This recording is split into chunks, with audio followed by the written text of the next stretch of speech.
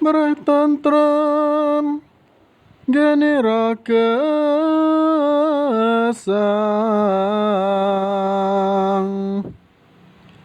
ing donya kulawan akhir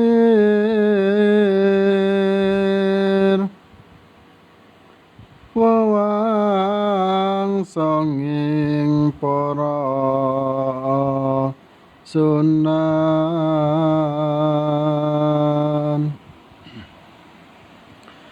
wis paring andaran ngilmi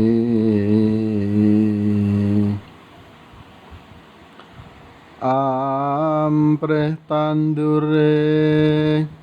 nglilir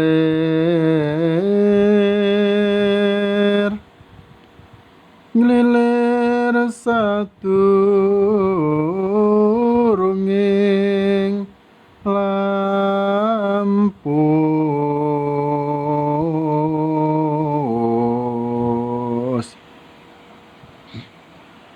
mumpung padang rembulan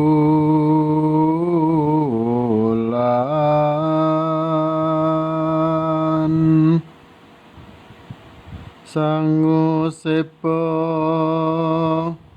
marang Gusti